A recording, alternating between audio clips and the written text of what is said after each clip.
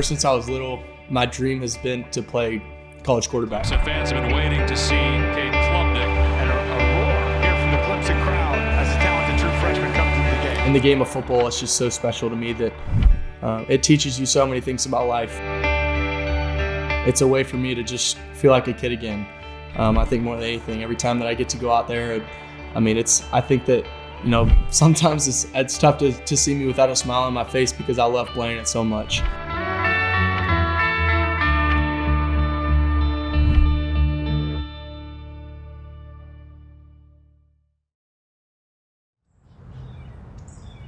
Well, Austin, Texas is it's home for me. Born and raised here. This place is where Cade became Cade, and it's been everything that I've always known until I left for Clemson. So it was obviously a hard decision to move very far away, but I don't know a better place that I would go to. Every time that I get an opportunity to come back here, it's such a blessing. This is kind of the center of the house right here. So we got the big long hallway, hundreds of games that me and my friends and siblings have come up with. There's normally a lot of dirty marks on these walls from so many, footballs and different balls hitting the walls and stuff. So I'm the youngest of four, so I got my oldest brother Carson, and then Riley, Reed, and then me. My mom did a really good job along with the senior photos. Then we have the kids photos. So starting with me right here, obviously the best looking one. As long as I can remember, I always looked up to my three older siblings. I think that, a little bit of an age gap between us, but, I've always felt like we were really close. And I feel like I've kind of related most, kind of had the most similar path to my youngest older brother, Reed, just because, he went on to play college football and has just taught me so many lessons, just in the game of football and, college athletics and honestly all the way back to Westlake.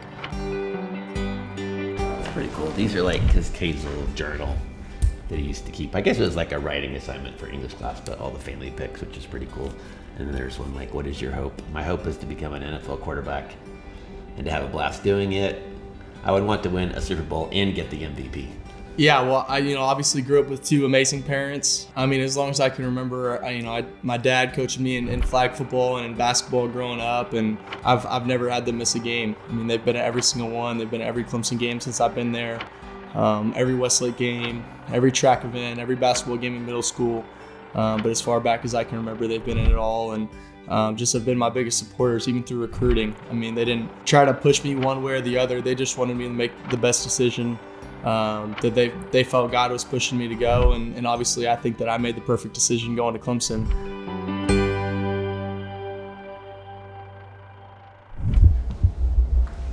But I don't think I was zoomed in enough. You said it looked like it was too far. Oh, yeah. Looks like a video game right there. That's crazy. I know. Lots of memories in that stadium. Oh, yeah. Yep. I can't wait to use this in the video and say drone footage, courtesy of Tom Columbus.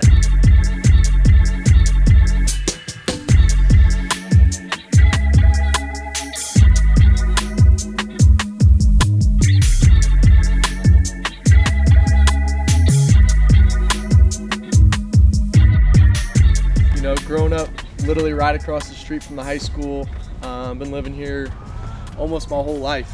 On Thursday nights in high school, we would always have team dinners here, and we'd have 100 guys show up, and we'd all line up and get served food and eat in the backyard and in the patio and stuff. So I learned how to do a 3-step drop in the backyard. My older brother Reed taught me, and I literally grew up going to Westlake games. I remember, in Pop Warner, 4th or 5th grade, I'd walk all the way down the street and just kind of getting in that mindset of getting ready to play a game and dreaming of playing at Westlake. I remember just having that mindset. Oh no, it's starting to rain. All right, let's book it. Yeah, It's raining.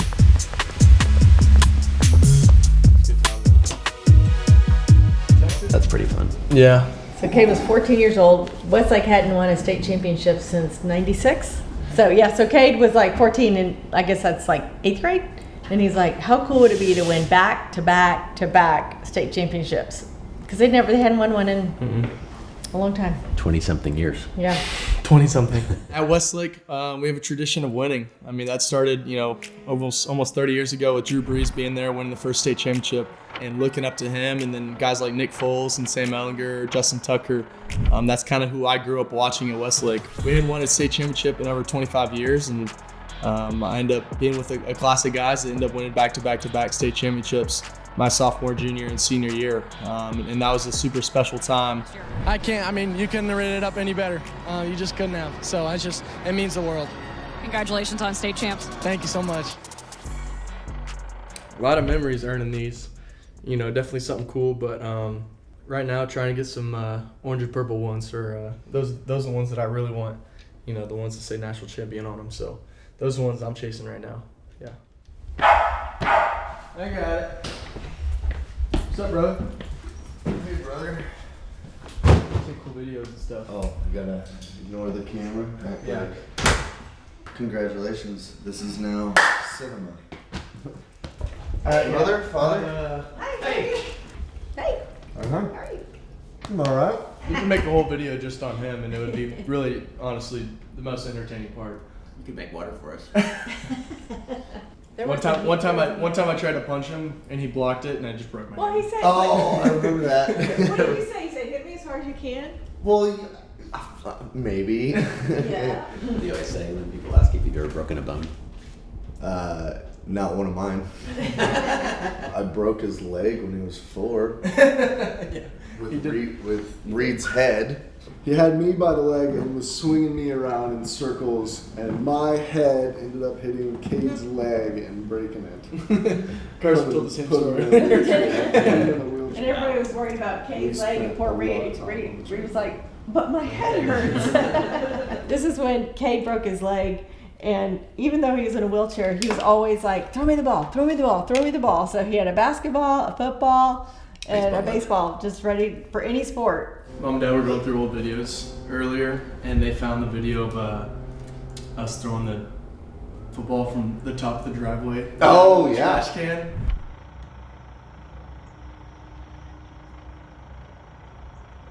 I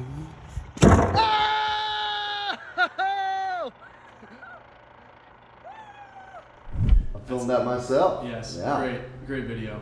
Great Incredible. throw. Some kind Did you ever think about playing quarterback? I thought about it, Yeah. And then you jumped in the pool. and then I jumped in the pool. They were always Fully Yep, clothed. yep. In my shoes. Yep.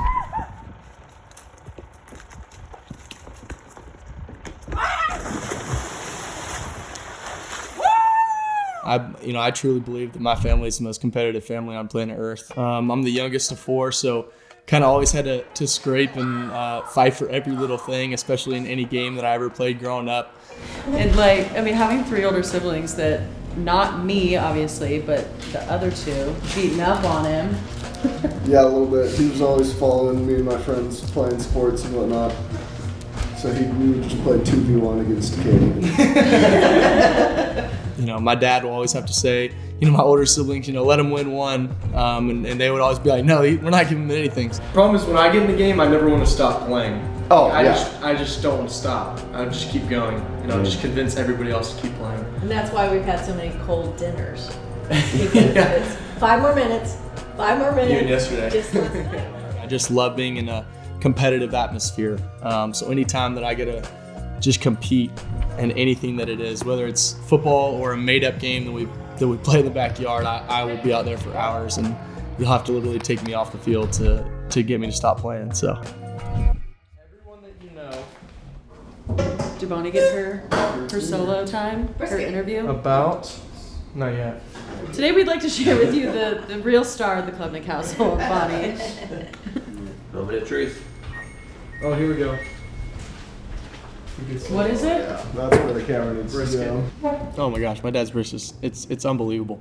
My dad's brisket is unbelievable. We got him this Traeger smoker about 4 or 5 years ago, and he has cooked everything on that thing. He's kind of mastered his craft at that thing, so. Here we go. Ooh, that's yummy. Is that the brisket roll? Brisket roll. Brisket roll. It's just like a french fry roll. Everybody knows that. It all started when I bought a new car, and you weren't allowed to eat in the car because it's a brand new car, and we had little kids, and you're just flat out messy. So, no food in the car. But then we went through a drive-through and got hamburgers and french fries. Got our food and I said, okay, it's the french fry rule. When you have fresh french fries, you have to eat them fresh. So, and then that became also the tater tot rule, fried okra rule, onion ring rule. And then we brought it home. And then when you cut a fresh brisket, you gotta have these right away when it's hot. Cheese bread. Okay. God, you're gonna get famous for your brisket on that shot. Yes, I am. We'll see if it tastes good or not. Okay, let's eat. Top of the napkin.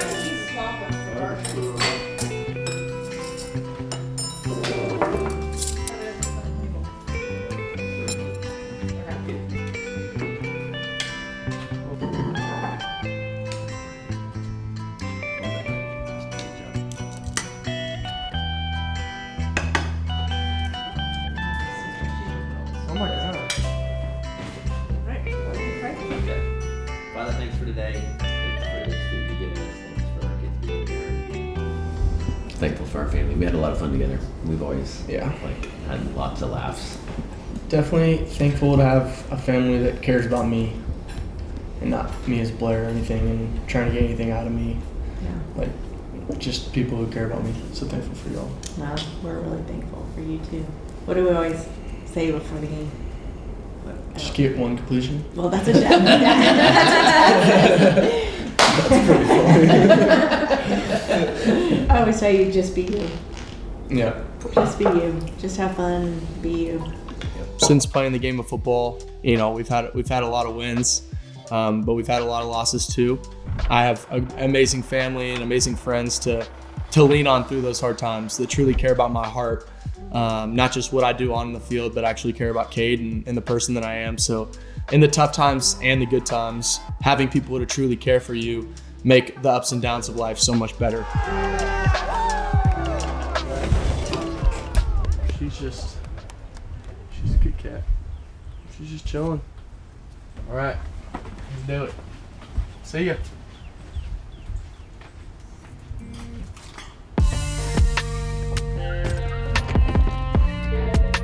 First truck. Yep, just driving right across the street. I mean, as you saw, we literally just left and there's the stadium. State championship signs up there and pretty cool. A lot of memories.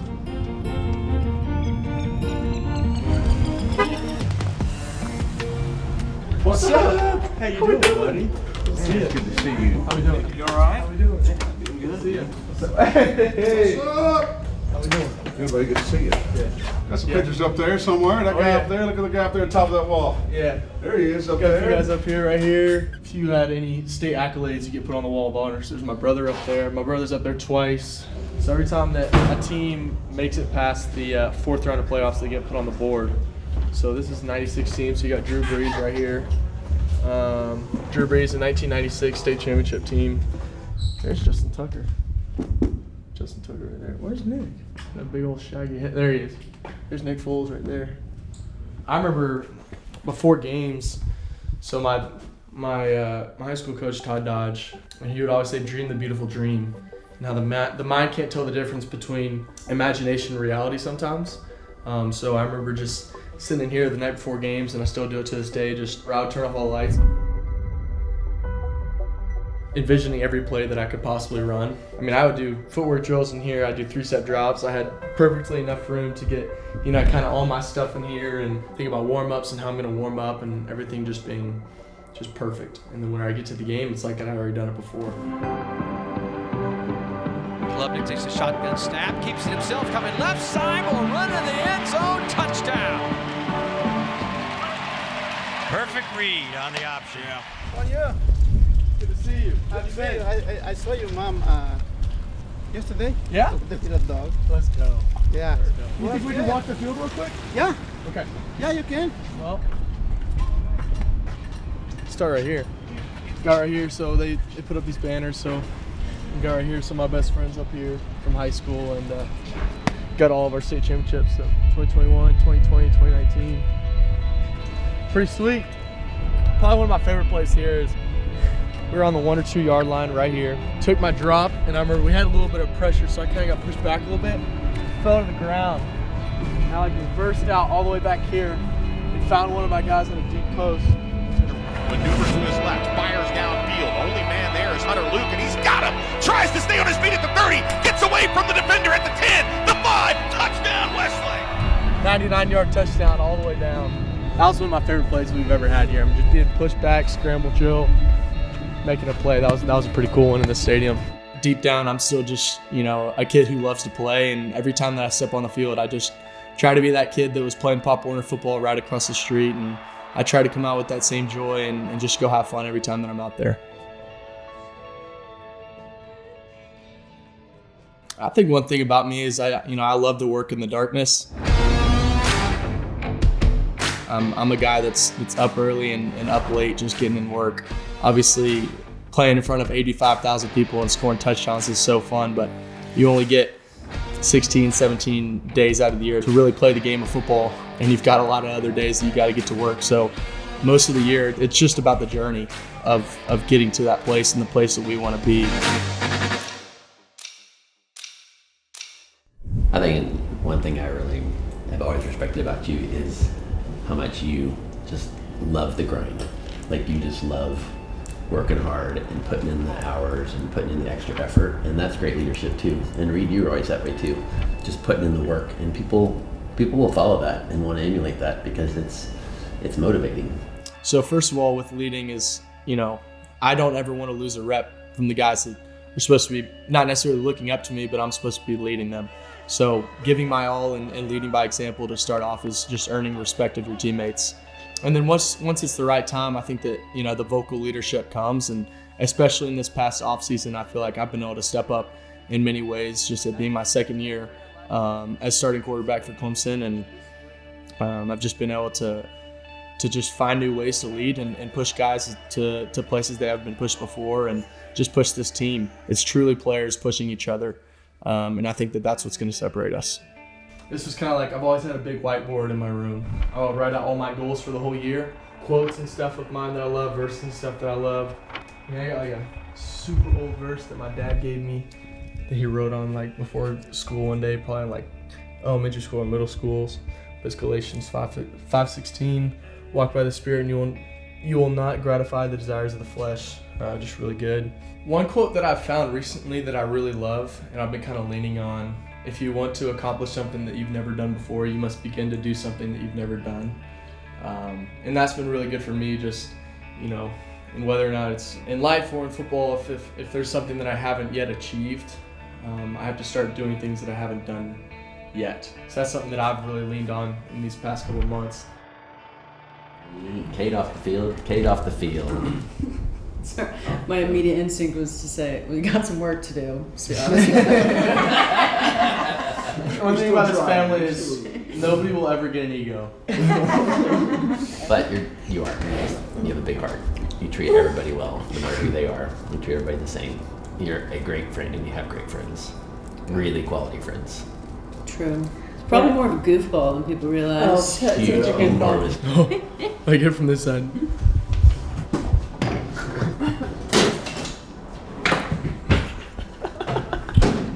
That was the best video ever. That was awesome.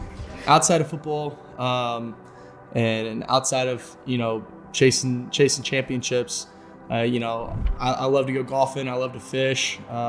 Just love my community and love friendships. Just love quality time with great people, and that's really what's most important to me, is just amazing people that I get to surround myself with. And anytime that I get a chance to be with other people, that's when I feel like I'm in my purest form. Like, you care about people, and that's great leadership. So before you even open your mouth and try and lead, they already know that you're putting in the work, that you're one of the first ones there and one of the last ones to leave. And I also just love the fact that you're so teachable, and you're always trying to figure out, how can I be better as a quarterback? How can I be better as a person? How can I be better as a leader? You're not ever satisfied with where you are. When people hear Cade Klubnik, I want them to hear just a kind person. I want people to think of somebody who cares for people, and somebody who loves Jesus, and but is a competitor too. Just somebody who you want to be around, and just somebody that pushes you to be great, and somebody that loves the game of football and always is walking around with a smile. And just trying to be as serving as I possibly can. And then this was the All-American Bowl in San Antonio when you stayed after and signed autographs for like everybody, and then they had to finally kick you out of the stadium because they shut off the lights. Yeah, you started at one end of the stadium, and he was going all the way around, signing every single little kid's, because that was you. You went to those All-American games so many years. He was signing him, and finally they're like, "You have to leave the field." I was getting kicked off. Cade kept signing as many as he could. They finally came and they escorted him off, and he runs in the tunnel, or goes in the tunnel with him, and then he like does this little slip move, comes out, and he's like, "Meet me outside." And then like 50 dudes were like, "Yeah!" Yeah, so this kid in the wheelchair, he was outside waiting for Cade, and Cade like gave him one of his cleats from the game and signed it. Yeah, I did. Yeah, I think you're both in They're from Corpus Christi. They'd come and watch you play in high school a few times before that. Yeah. Yep. Just I want to be remembered as a person that treated everybody the same. I just feel like, we're all human beings, and that's how Jesus would treat them first of all, and no title should ever put somebody else above another human being. So my junior year, I was kind of almost in like, not a panic mode, but I didn't know where I was going to go yet for recruiting, and Clemson hadn't offered me, and I didn't know what to do, and I remember calling one of my best friends and being like, "Dude, I couldn't sleep at night, and I didn't know where I wanted to go," and just talked about it for a long time. Just kind of talked about God's plan for it, and I remember him saying, "Dude, write out a piece of paper, or get a piece of paper out," and then right at the top, he said, "Write out, my life. It all began, and then at the end, leave the whole thing blank." And at the bottom said, "God, write my story, I'm all in." And I didn't know where I wanted to go. Clemson hadn't even offered me. But it was just kind of like a materialistic way of saying, "God, you just taken full control of my life, and you take it all, and you're in full control, and I take all this anxiety and stress away from me and just take over." And since that, I haven't ever one time been stressed about anything. I mean, just because I've given it all up to him. And so this is that piece of paper, and I signed it, and about 2 weeks later, Clemson offered me, and I committed on the spot. So I didn't even know where I was going to go, and it said I'm all in. So go Tigers, come on.